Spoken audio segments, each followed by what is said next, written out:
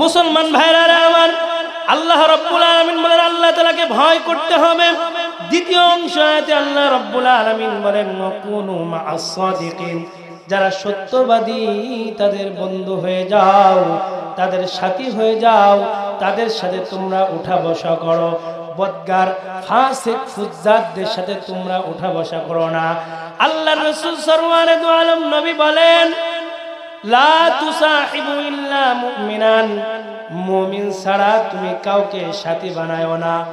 আল্লাহর হাবিব মুহাম্মদ আরবি সাল্লাল্লাহু আলাইহি ওয়াসাল্লাম অন্যত্র জায়গায় বলেন আল মারউ মা মান আহাব্বা, যার সাথে যার উঠা বসা তার সাথে তার কিয়ামত।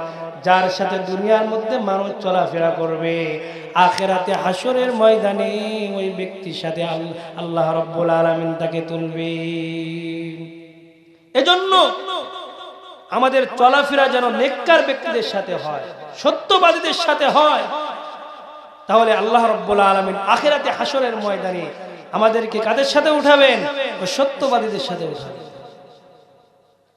আর যদি আমাদের উঠা বসা ফাসিক ফুজ্জারের সাথে থাকে, নিশাখোরের সাথে থাকে, তাহলে দেখা যাবে একজন ভালো ব্যক্তি সেও আস্তে আস্তে এমন অবৈধ অনৈতিক কাজের মধ্যে জড়িয়ে পড়বে, ঠিক কি না? সমাজের মধ্যে দেখবেন আপনার সন্তান খুবই ভালো ছিল, আপনি যতদিন তাকে সুন্দরভাবে তার উপরে নজর রেখেছেন, সুন্দরভাবে তাকে পরিচালিত করেছেন, দেখবেন সে সুন্দরভাবে আপনার সন্তান সুন্দরভাবে জমিনের মধ্যে বিচরণ করেছে। কিন্তু আপনার সন্তান যখনই কোনো খারাপ মানুষের সাথে মিশবে, নিশাখোরের সাথে মিশবে, আস্তে আস্তে সেও কিন্তু নিশাখোর হয়ে যাবে, ঠিক কি না? প্রিয় হাজিরিন, সোহবতে আহলুল্লাহ, নেককার ব্যক্তিদের সোহবত কেমন দামি, তাদের সংসদ কেমন দামি, তাদের সাথে চলাফেরার কেমন দাম আপনি যদি দেখেন, তাহলে সমাজের মধ্যে এমন অনেক মানুষ দেখতে পাবেন যে একজন উলামায়ে কেরামের সাথে চলতে চলতে তার ভাবভঙ্গিমা, তার পোশাক আশাক, তার চলাফেরা এমন সুন্দর হয়ে গেছে, সাধারণ মানুষ কিন্তু অন্য মানুষ মনে করে এও আলেম, ঠিক কিনা? কিন্তু একজন সন্তান যখন খারাপ মানুষের সাথে থাকে, তার আসর তার গায়ে পড়ে, সে আস্তে আস্তে খারাপ হয়ে যায়। এজন্য সব সময় সত্যবাদী যারা, তাদের সংসব অর্জন করতে হবে। সত্যবাদীদের সাথে না চললে, কোন ব্যক্তির কথায় গুনাহ করলে, অপরাধ করলে কেমন বিপদে পড়তে হবে, আখিরাতে হাসরের ময়দানে কেমন অবস্থায় আমাকে আপনাকে উঠতে হবে, আমি ছোট্ট একটি উদাহরণ দিয়ে আমি আপনাদেরকে বোঝানোর চেষ্টা করব, যদিও সময় শেষের দিকে। প্রিয় হাজিরিন, মক্কার মধ্যে মক্কার কাফেরদের খারাপ গুণের সাথে কিছু ভালো গুণ ছিল। সেই ভালো গুণের মধ্যে অন্যতম গুণ এমন ছিল, তারা মানুষদেরকে দাওয়াত দিয়ে খাওয়াইতেন। রাসূল করিম সাল্লাল্লাহু আলাইহি ওয়াসাল্লামকে জিজ্ঞাসা করা হয়, আইয়ুল ইসলামি খায়র, হে রাসূলুল্লাহ, ইয়া রাসূলুল্লাহ, ইসলামের মধ্যে ভালো কাজ কি? নবীজি বললেন তুতিমুত তাআম, মানুষকে খাবার খাওয়ানো, খানা খাওয়ানো। কিন্তু এই খানা খাওয়ানোকে আমরা নির্দিষ্ট দিন বানিয়ে নিয়েছি। কারোর বাবা মারা গেলে 3 দিনের দিন মিলাদ দিয়ে তাকে খানা, কোনো মানুষকে খানা খাওয়ানো, 40 দিনের দিন দাওয়াত দিয়ে খানা খাওয়ায়। কিন্তু অসহায় মানুষকে সবসময় খাবার খাওয়ানো, তার মেহমানদারি করা, এটা নবীদের সুন্নাত। প্রত্যেক নবী মেহমানদেরকে দাওয়াত দিয়ে খানা খাওয়াইতেন। তো ওই জাহেলি যুগে এমন মানুষের মধ্যে, কাফেরদের মধ্যে এমন কিছু ভালো গুণ ছিল যে তারা মানুষদেরকে দাওয়াত দিয়ে খানা খাওয়াইতেন। তো রাসূল করিম সাল্লাল্লাহু আলাইহি ওয়াসাল্লামের জামানায় একজন কাফের ছিল, তার নাম হলো উকবা ইবনে আবি মুঈত। সে যখন ব্যবসায় রওনা হতো, তখন সে নিয়ত করত যে আমি এই ব্যবসায় লাভবান হলে আমি এই মক্কা এসে যে মক্কার মধ্যে ভালো ব্যক্তি তাকে আমি খানা খাওয়াই।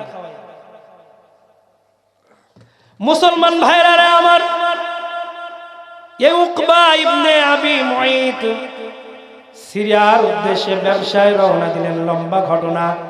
ব্যবসা করে অনেক মুনাফা অর্জন করে যখন তার এলাকায় ফিরে আসলেন, মক্কা নগরীর মধ্যে খোঁজ করলেন। খোঁজ করতে করতে তার ওয়াদা অনুযায়ী তিনি যখন দায়িত্ব পালন করবে, তখন তিনি দেখলেন এই মক্কাতুল মুকাররমার মধ্যে একমাত্র ভালো ব্যক্তি যে রয়েছে তার নাম হলো মুহাম্মদ সাল্লাল্লাহু আলাইহি ওয়াসাল্লাম। মুসলমান ভাইরা আমার, লম্বা ঘটনা সংক্ষেপে বলবো। আবি মুঈত সে মক্কায় আসার পরে দেখলেন এই মক্কা নগরীর মধ্যে সবথেকে সত্যবাদী নেককার ব্যক্তি, ভালো ব্যক্তি যে তার নাম হলো মুহাম্মদ। তো তার ওয়াদা অনুসারে উকবা ইবনে আবি মুঈত সে মুহাম্মদ রাসূলুল্লাহকে দাওয়াত করলেন তার বাড়িতে, খাবার পাক করলেন। মক্কার অন্যান্য কাফেরদেরকেও দাওয়াত দিলেন, যেহেতু উকবা ইবনে আবি মুঈত সেও একজন মক্কার লিডার ছিল। দাওয়াত দেওয়ার পরে মুহাম্মদুর রাসূলুল্লাহ সাল্লাল্লাহু আলাইহি ওয়াসাল্লাম খেতে বসবেন। এমন এক পরিস্থিতিতে নবী করিম সাল্লাল্লাহু আলাইহি ওয়াসাল্লাম উকবার হাত চেপে ধরলেন। হাত ধরার পরে বললেন যে উকবা, আমি তোমার বাড়িতে খানা খেতে পারি, তবে শর্ত হলো তোমাকে মুসলমান হতে হবে। তোমার সাথে আমার সম্পর্ক থাকবে আত্মার সম্পর্ক, ইমানের সম্পর্ক, এই পেট পালার সম্পর্ক তোমার সাথে আমার দরকার নাই। তুমি যদি আমার সম্মুখে কালিমা পড়ো, আমার হাতে হাত দিয়ে যদি তুমি মুসলমান হতে পারো, তবেই আমি তোমার বাড়িতে খাবার খাই। তো উকবা ইবনে আবি মুঈত দেখলেন যে মুহাম্মদ যে শর্ত দিয়েছে, আমি যদি কালিমা না পড়ি তাহলে তো সে আমার বাড়িতে খাবার খাইবে না, আর সে যদি খাবার না খেয়ে চলে যায়, তার সাথে তার অনুসারী কিছু এসেছে তারাও চলে যাবে, এটা তো আমার জন্য বেইজ্জতি, এটা আমার জন্য অত্যন্ত লজ্জাজনক। তো উকবা ইবনে আবি মুঈত সে নবীজির হাতে হাত দিলেন, বললেন আশহাদু আল্লা ইলাহা ইল্লাল্লাহু ওয়া আশহাদু আন্নাকা মুহাম্মাদান আবদুহু ওয়া রাসূলুহু। নবীজির হাতে হাত দিয়ে মুসলমান হলেন। মুসলমান ভাইরা আমার, সরওয়ারে দু আলম নবী মুহাম্মদুর রাসূলুল্লাহ সাল্লাল্লাহু আলাইহি ওয়াসাল্লামের হাতে হাত দিয়ে যখন উকবা মুসলমান হয়ে গেলেন, নবী আমার অত্যন্ত আনন্দ চিত্তে প্রশান্ত হৃদয়ে নবী আমার উকবার বাড়িতে খাবার খাইলেন। নবী সাল্লাল্লাহু আলাইহি ওয়াসাল্লাম খাবার খেয়ে যখন তার গন্তব্যে ফিরে আসলেন, পুরো মক্কা নগরীর মধ্যে প্রচার হয়ে গেল উকবা ইবনে আবি মুঈত মক্কার কাফেরদের লিডার, সে তো মুহাম্মদের হাতে হাত দিয়ে মুসলমান হয়ে বাপ দাদার ধর্মের মুখে চুনকালি মেরেছে। হায় হায়, উকবা এটা কি করলো? এমন পরিস্থিতিতে যখন এই সংবাদ প্রচার হয়ে গেল মক্কা নগরীর মধ্যে সমস্ত লিডারদের কাছে, যখন এই সংবাদ চলে গেল, উকবা ইবনে আবি মুঈতের একজন ঘনিষ্ঠ বন্ধু ছিল, তার নাম হলো উবাই ইবনে খালাফ। এই উবাই ইবনে খালাফ উকবা ইবনে আবি মুঈতের বাড়িতে এসে বললেন, উকবা, একসাথে চলাফেরা করি, মদ খাইলেও একসাথে খাই, নিশা করলেও একসাথে খাই করি, একসাথে যৌথ চলাফেরা করি, তুমি ইসলাম ধর্ম কেমনে গ্রহণ করলা? অন্তত পক্ষে তো আমার কাছে পরামর্শ নিতে পারতে, তুমি এমন কাজ কেন করলা? মক্কা নগরীর মধ্যে তো আমাদের মান ইজ্জত আর থাকে না। মুসলমান ভাইরা আমার, কপাল পুরা উকবা ইবনে আবি মুঈত বললেন, হে আমার বন্ধু, মুহাম্মদকে আমি দাওয়াত করেছিলাম, মুহাম্মদের বাড়িতে, আমার বাড়িতে আমি দাওয়াত করেছিলাম, খাবার খাবে এমন এক পরিস্থিতিতে মুহাম্মদ আমাকে বলল, বা তুমি যদি কালিমা না পড়ো, আমি মুহাম্মদ তোমার বাড়িতে খানা আমি খাইব না। যেহেতু মুহাম্মদ খেতে চাই নাই, এজন্য মুহাম্মদকে দেখানোর জন্য আমি নামকে ওয়াস্তে তাকে দেখানোর জন্য আমি কালিমা পড়েছি। প্রকৃতপক্ষে আমি বাপ দাদার ধর্ম ছাড়ি নাই, প্রকৃতপক্ষে আমি মুসলমান হই নাই, বরং মুহাম্মদকে ধোঁকা দেওয়ার জন্য আমি কালিমা পড়েছি। মুসলমান ভাইরা আমার, উকবা ইবনে আবি মুঈত বললেন, ঠিক আছে, তোমার এই কথা আমি তখনই বিশ্বাস করব, এই মক্কার মানুষ তখনই বিশ্বাস করবে যখন তুমি তোমার যে জুবান দিয়ে কালিমা পড়েছো, তুমি এই জুবান মুখ দিয়ে যদি মুহাম্মদের মুখে থুতু নিক্ষেপ করতে পারো, তাহলে আমি উবাই বিশ্বাস করব, এমন কি আমাদের যতগুলো লিডার আছে তারাও বিশ্বাস করবে। কাজেই তুমি যাও মুহাম্মদের মুখে থুতু নিক্ষেপ করো, তাহলেই আমি তোমার কথা বিশ্বাস করব।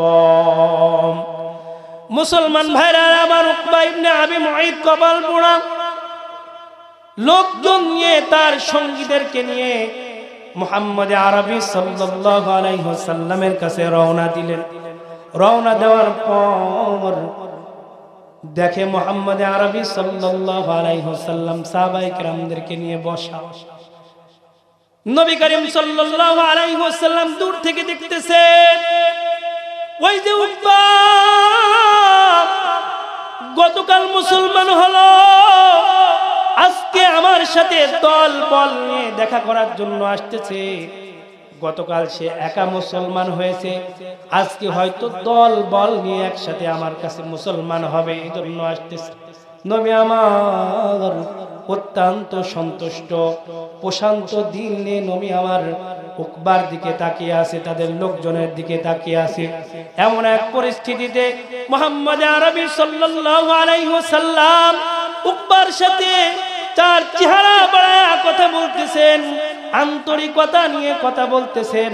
এমন এক পর্যায়ে কপাল পোড়া উকবা ইবনে আবি মুঈত রাসূল কারীম সাল্লাল্লাহু আলাইহি ওয়াসাল্লামের নূরানী চেহারার মধ্যে থুতু নিক্ষেপ করে দিলেন। নাউজুবিল্লাহ।